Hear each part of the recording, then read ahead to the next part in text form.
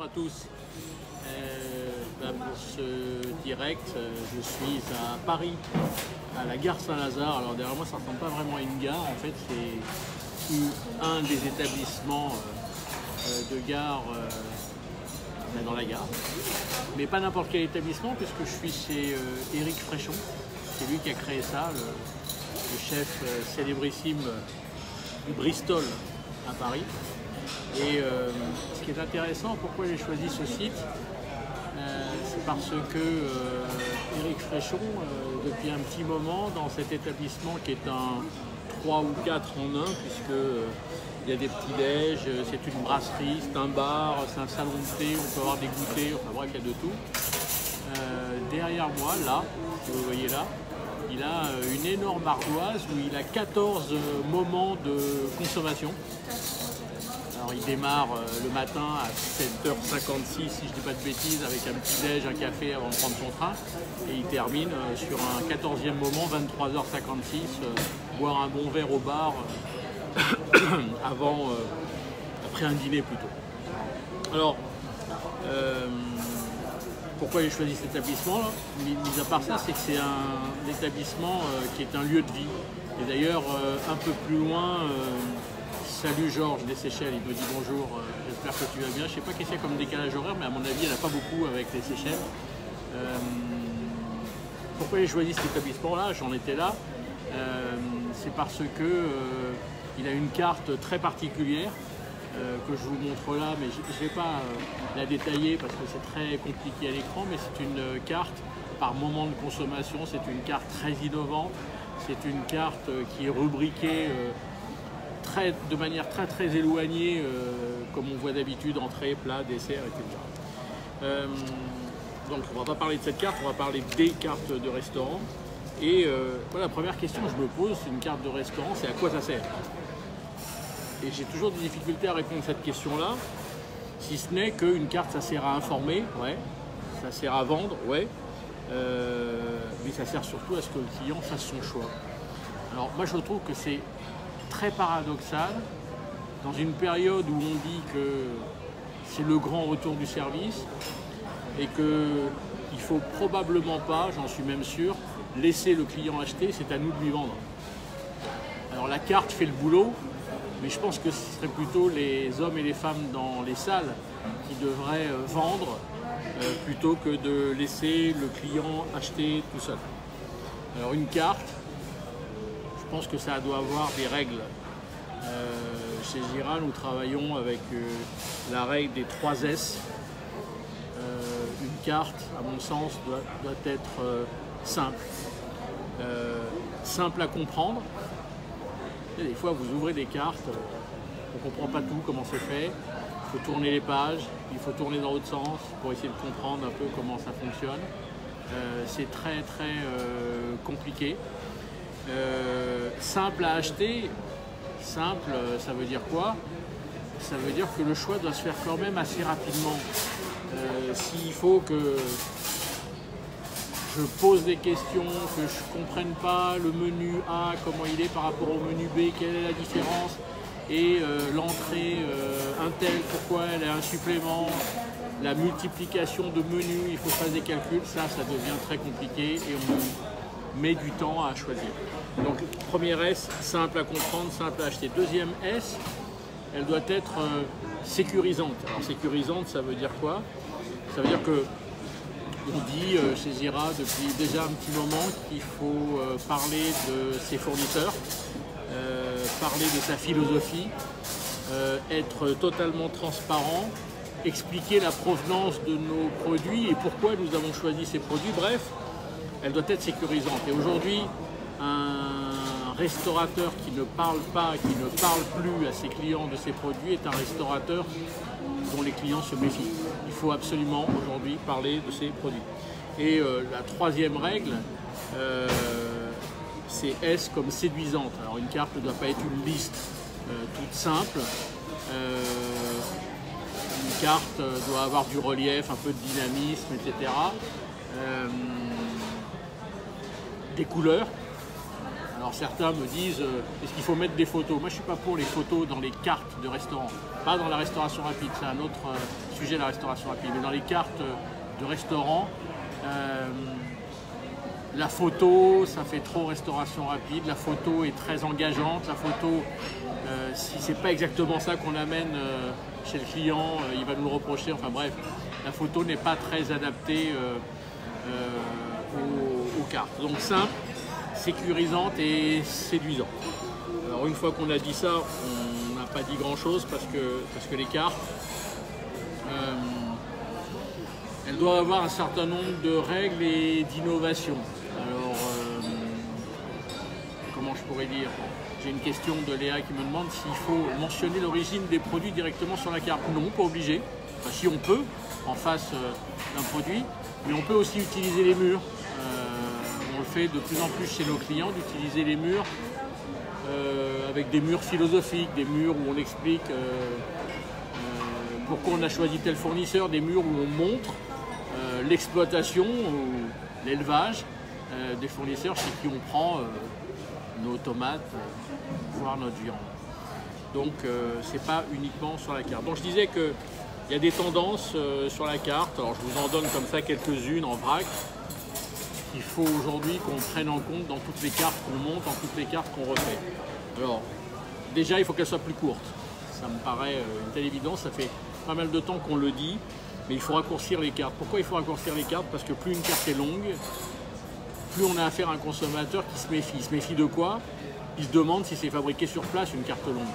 Il y a les médias qui lui ont beaucoup rappelé que, effectivement, les cartes longues pouvaient poser des problèmes de sécurité chez le consommateur. Alors si la carte est courte, on doit augmenter la vitesse de rotation. Alors aujourd'hui, les restaurateurs qui sont le plus fréquents, le plus rapide en rotation, c'est la bistronomie. La bistronomie, par exemple, travaille avec 4-5 plats, 4-5 entrées, 4-5 desserts sur une feuille 21-29-7, sur une planche de bois avec une pince. Le lendemain, il change complètement ça avec 5 nouvelles entrées, 5 nouveaux plats, 5 nouveaux desserts.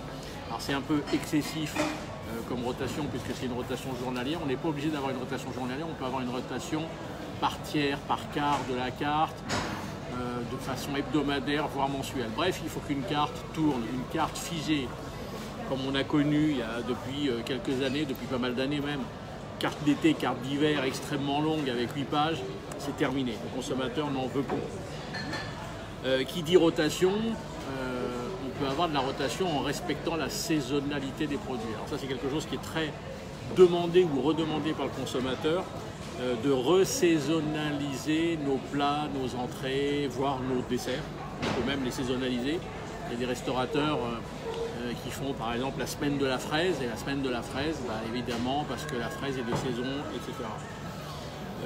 Qu'est-ce qu'on peut avoir d'autre comme tendance? C'est que aujourd'hui, on a affaire à un consommateur qui veut prendre la main sur la finition de son plat, sur la finition de son entrée, sur la finition de son dessert. Alors je dis bien sur la finition et la personnalisation et non pas sur la recette.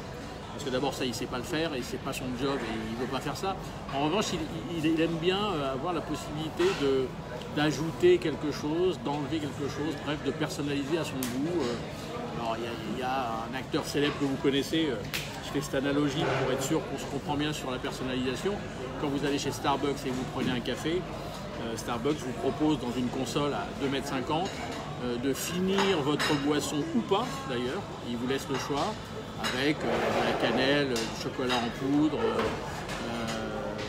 et plein d'autres possibilités de terminer votre boisson, je dis bien ou pas, la personnalisation à discrétion. Je pourrais dire d'autres sur une carte, il faut, tout à l'heure je disais qu'il faut qu'elle soit séduisante, mais il faut qu'elle soit sécurisante et qu'elle montre que vous êtes spécialiste de quelque chose. C'est-à-dire qu'il faut aujourd'hui avoir des références signatures. Alors une référence signature, je ne prononce volontairement pas le terme d'entrée, de plat ou de dessert, parce qu'une signature peut être aussi bien une entrée, un plat ou un dessert, voire deux références sur la carte. Et ce que j'appelle une signature, c'est vraiment la spécialité de la maison. C'est le plat référence de la maison. Et ça, le consommateur aime beaucoup ce genre d'approche.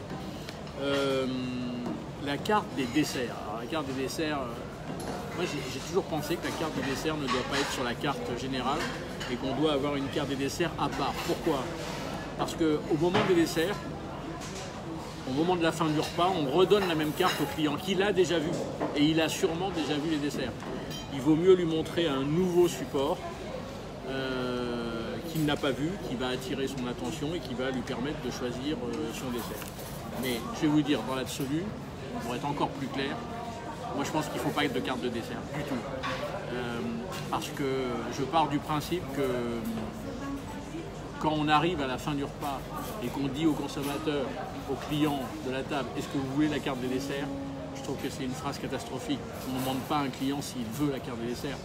On demande à un client qu'est-ce qu'il aimerait pour finir son repas. Donc aujourd'hui,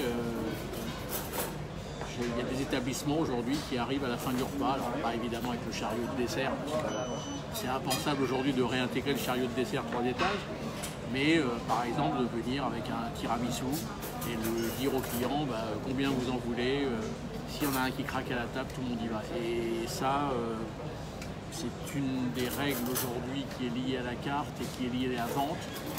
On montre et dès qu'on montre, on vend. Et on pourrait appliquer cette technique d'ailleurs à part les desserts, aussi bien aux fromages qui ont disparu des analyses de vente. C'est parce qu'on ne les montre plus. Et je pense qu'on peut appliquer cette technique d'ailleurs au vin. Pareil. Alors justement, à propos des vins, beaucoup de clients Gérard nous disent le vin se vend de moins en moins parce que la peur du gendarme, etc. etc. C'est vrai que les gens font attention, puis de toute façon à midi on boit beaucoup moins que le soir. Mais moi je pense que c'est parce qu'on le vend mal qu'on ne le vend pas. Je vous donne un exemple, on a des clients qui avaient, comme beaucoup d'ailleurs, des verres, des verres de 15 et 12 centilitres, et on s'aperçoit que ces verres de 15 et centilitres étaient sur la carte des vins. Non, on ne met pas les verres sur la carte, je pense que les verres, il faut les introduire, dans la carte des vins, pardon, il faut les introduire dans la carte. Comment on introduit des verres dans la carte? Tout simplement en les associant à un plat, à une entrée, à un dessert. Alors pas sur tous les entrées, pas sur tous les plats, pas sur tous les desserts, mais les associer comme ça sur quelques références. Autrement dit, c'est le verre de vin que vous conseillez avec cette entrée. Et on s'aperçoit qu'à chaque fois qu'on associe un verre de vin à une assiette, cette assiette s'envole en termes de vente. Pourquoi? Parce qu'on fait notre job. Notre job, c'est de conseiller le client de prendre tel verre avec telle assiette. Donc les accords mets-vin, il faut aujourd'hui les faire de plus en plus, plutôt que de mettre les verres sur la carte des vins d'ailleurs que tout le monde ne regarde pas, surtout quand la prise de commande est terminée et qu'on dit au client « et avec ça vous boirez quoi ?» C'est clair que là on n'a rien vendu, avec ça vous boirez quoi? On vend ni eau ni vin, on vend rien en fait. Et après certains s'étonnent que les carafes d'eau sont sur beaucoup de tables. Je pense qu'il faut se remettre à vendre les liquides. Et ce que je dis là est valable également pour le café, pour le thé, pour toutes les boissons. On ne les vend pas. Il faudrait aussi, une règle qu'on applique de plus en plus, c'est retravailler des nouvelles approches des menus. Je m'explique. Les menus classiques tels qu'on les voit sur les cartes depuis de nombreuses années, c'est entrée, plat, dessert, On voit aussi entrée, plat ou plat, dessert, ça c'est plus récent, ça a 10-15 ans. Et puis on s'aperçoit que parallèlement à cela, le consommateur déstructure son repas. Ça veut dire quoi? Ça veut dire que la structure entrée, plat, dessert, qui est une structure assez classique au restaurant, ne pèse plus que 13% des repas pris. Ça veut dire que 87% des repas qui sont pris dans un restaurant avec service à table sont déstructurés. C'est entrée, plat ou plat, dessert, sachant qu'en France, on est 3 fois plus plat, dessert qu'entrée, plat, la moyenne européenne. Pourquoi? Parce que les Français veulent terminer par du sucré, plutôt que de se faire des entrées et plats. Entrée, plat, c'est plutôt anglo-saxon. Et aujourd'hui, on a des nouvelles approches qui vont plus loin. où on peut demander au consommateur s'il est intéressé par une formule assez compacte, puisqu'il est quand même assez pressé, surtout le midi. Plat café gourmand. Plat café gourmand est une formule qui cartonne et qui marche très très bien. Pourquoi? Parce que c'est la contraction de 3 items. Mon plat, mon café et le fait qu'il soit gourmand. Je prends un dessert, mini dessert, que je n'aurais peut-être pas pris s'il n'y avait que des desserts. Et puis, il y a d'autres formulations qu'on a mis en place depuis peu chez Zira, comme par exemple, vous faites une liste de plats, alors on les dégamme. Dégammer, je ne sais pas si ça existe comme verbe, mais bon, on l'utilise. C'est-à-dire qu'on enlève les gammes entrée, plat et dessert, et on fait une liste. Alors on se doute bien que ce qu'il y a en bas, c'est plutôt du sucré, et ce qu'il y a en bas, c'est peut-être des entrées. Et puis on dit aux clients, alors je vous dis n'importe quoi en prix, mais c'est pour vous montrer un peu le modèle, une assiette 15 €, 2 assiettes 25 et l'assiette supplémentaire 10 €. Quand vous dites ça à un consommateur, il a la liberté de choix, la liberté de structure de son repas et surtout, il a la liberté de commencer par ce qu'il veut, de poursuivre par ce qu'il veut et de finir par ce qu'il veut. Et en termes de prix, il est totalement sécurisé puisqu'il ne raisonne pas en entrée, en plat, en dessert, il raisonne en assiette. Et il y a des entrées qui peuvent faire office de plat et on a même des consommateurs dans ce genre d'approche des menus, puisqu'on parle de menus, qui se font entrée-entrée, entrée-dessert. Et on a même vu du dessert-dessert. Alors, quand on dit ça, il y a certains restaurateurs qui me disent « Eh oui, et si quelqu'un nous prend 2 plats, plat-plat », il faut savoir que partout où on a mis ça en place, le plat-plat pèse 2-3% chez certains de nos clients. Donc autrement dit, on ne prend pas de risque d'un point de vue gestion en proposant ce type d'approche. Et enfin, je dirais qu'il y a, pour ceux qui veulent, pour vous continuer à proposer des gammes, entrée, plat, dessert, hein, qui sont toujours des gammes qui ont cours évidemment, c'est de créer une 4e gamme qui s'appelle à partager. Alors la gamme à partager, d'abord le partage est très convivial, la convivialité c'est le plaisir et le plaisir c'est la restauration. Donc tout ça va dans le bon sens, mais attention, quand on crée une gamme à partager, il ne faut pas mettre uniquement des plats. Je pense que dans une gamme à partager, il doit y avoir des entrées, des plats et des desserts et laisser les consommateurs décider quel va être leur taux de prise à partager. C'est-à-dire que on peut être 2, il y en a un qui se prend une entrée, il y a l'autre qui se prend une entrée et puis on se prend un plat à partager, puis on se reprendra probablement un dessert chacun.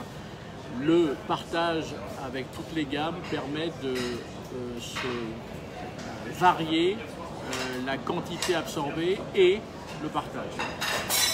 Et d'ailleurs, en termes de variation de quantité absorbée, Joël Robuchon, il y a, je dirais, une vingtaine d'années, a inventé une approche carte qui malheureusement n'est pas assez reprise, qui est encore reprise dans ses ateliers de Joël Robuchon.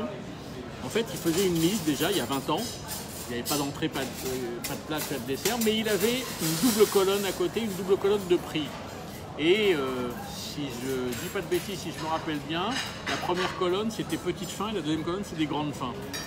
Donc déjà il était dans cette variation de la quantité. Autrement dit, petite faim, grande faim, c'est la demi-portion qu'utilisent les Espagnols, qu'on connaît bien, etc. Et la portion complète. Et encore une fois, le consommateur peut prendre une entrée petite faim, un plat grande faim et un dessert petite faim. Et si vous rajoutez par-dessus la notion de partage, là la boucle est bouclée, le consommateur est extrêmement satisfait. Dernière chose aussi que je voulais vous dire à propos de la carte, c'est que moi je me demande depuis déjà quelques années à quoi sert d'avoir la même carte le midi et le soir. Je vais vous expliquer pourquoi. Le midi, les gens sont pressés. Ils mangent quasiment la même chose dans une catégorie de prix qui est quasiment similaire un peu partout. Il est pressé, je vous l'ai dit. À quoi ça sert d'avoir une grande carte? Donc, je pense qu'aujourd'hui, il faut avoir une carte midi qui est doit être un extrait à sortir rapidement de la cuisine. Bah oui, c'est normal, puisque ça doit sortir rapidement, le consommateur est pressé. Et la carte du soir, c'est la carte du midi qui est élargie, justement, à des notions de partage, de plaisir, de convivialité, avec des plats un peu plus chers, un peu plus travaillés, qui ont de la valeur ajoutée, etc. Et quand je dis ça à des chefs ou à des restaurateurs, ils me disent alors déjà qu'une carte c'est compliqué, maintenant il en faut deux. Je leur explique non, il n'en faut pas deux. Je répète, la carte du midi est un extrait de la carte du soir. Autrement dit, la cuisine a des meilleures conditions de travail le midi puisqu'on lui réduit sa mise en place. Elle sort des plats beaucoup plus vite, et c'est ce que veut le consommateur, alors que le soir, il prend le consommateur un peu plus son temps. Et là, effectivement, on peut muscler une carte, faire des plats un peu plus festifs, un peu plus plaisir. Voilà ce que je pouvais vous dire sur la carte. Et je vais vous donner un petit truc pour terminer, qu'on utilise chez Jira depuis très très longtemps. Et c'est dans la catégorie trucs et astuces. Un truc pour vérifier si votre carte est bien positionnée. Si votre carte est bien acceptée de la part de vos clients. Vous allez me dire comment est-ce possible sans les interroger. Ben, il est possible sans les interroger de le calculer, de le mesurer. Vous prenez votre carte et vous faites la somme de tous les prix de vos produits qui font office de plat. Autrement dit, vous faites la somme de tous les plats. Somme des prix de vente de tous les plats. Vous divisez par le nombre de plats en question. Ça vous donne un prix moyen de vos plats. Jusque là, j'espère que vous suivez, tout va bien. Ce prix moyen plat que vous trouvez, vous le multipliez tout simplement par 2. Et vous allez obtenir ce qu'on appelle le ticket moyen théorique, TTC boisson comprise, auquel vous devriez arriver si vos clients se comportaient normalement avec votre carte. Alors une fois que vous avez ce ticket moyen théorique qui est assez facile à calculer, hein, vous prenez votre carte, vous avez pour 5 minutes à calculer, ben vous le comparez à votre ticket moyen réel. Je le répète, ticket moyen TTC, boisson comprise, c'est ça qu'il faut regarder comme chiffre. 3 possibilités. Votre ticket moyen théorique est égal à votre ticket moyen réel. Et là, bravo. J'avoue que en quelques décennies de Jira, je ne l'ai jamais vu. J'aimerais bien le voir un jour, mais je ne l'ai jamais vu. Deuxième possibilité, vous avez un ticket moyen théorique qui est supérieur à votre ticket moyen réel. Ou votre ticket moyen réel est inférieur à votre ticket moyen théorique. Alors là, il y a un danger, parce que ça veut dire que vos clients vous tirent vers le bas parce qu'ils ne sont pas réellement en confiance avec vos produits, avec votre carte. Ils se réfugient dans des plats plutôt économiques et il y a un danger. C'est une alerte pour repositionner la carte en termes de produits, pas automatiquement en termes de prix, en termes de produits. Et probablement en termes d'information, de transparence, d'explication de vos produits.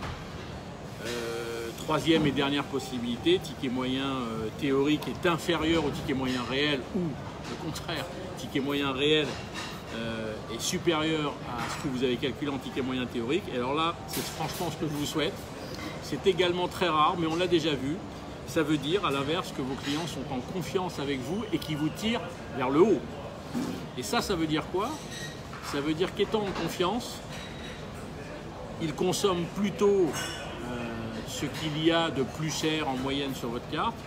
Ils sont en confiance et vous avez, et c'est ça qui est intéressant, vous en avez sous le pied pour augmenter un peu vos prix de vente. Je dis bien un peu, n'augmentez pas vos prix de vente de 20 ou 30% parce que votre ticket moyen réel est supérieur à votre ticket moyen théorique. Attention. Vous en avez sous le pied, vous pouvez augmenter vos prix de vente et vous verrez que vos clients vous suivront parce que quand on est dans cette position-là, ça veut dire que le consommateur, comment je pourrais dire, a confiance en vous et il est prêt à vous suivre. Alors allez-y, montez, mais quand vous montez vos prix, justifiez cette montée de prix parce qu'il vous tire vers le haut. Ben voilà, je pense qu'on a fait le tour au niveau des cartes. Si vous avez des questions, ben, n'hésitez pas, hein, vous pouvez les poser en différé plus tard en ayant revu peut-être ce direct. Il y en a d'autres qui le verront en différé parce que c'est toujours comme ça, on s'aperçoit qu'il y a très peu, mais cela dit l'heure n'est peut-être pas propice à un 17h pour un direct. Tout le monde, il y a des gens qui bossent, il y a des gens qui sont en cuisine, il y a des gens qui ne sont pas rentrés, il y a des gens qui sont dans les transports. Donc nos vidéos sont plutôt beaucoup vues après coup, le lendemain, le surlendemain, etc. Donc n'hésitez pas à poser des questions, j'y répondrai individuellement sur notre page, sur nos pages Facebook.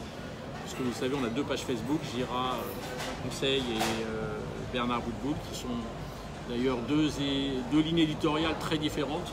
Ceux qui sont sur les 2 pages l'ont bien compris. Voilà, j'en ai terminé. Je vous donne rendez-vous au prochain direct qui aura lieu très certainement fin août, début septembre, d'un lieu dont je ne connais absolument pas. Et d'ici là, je vous souhaite un excellent été à toutes et à tous. À très bientôt.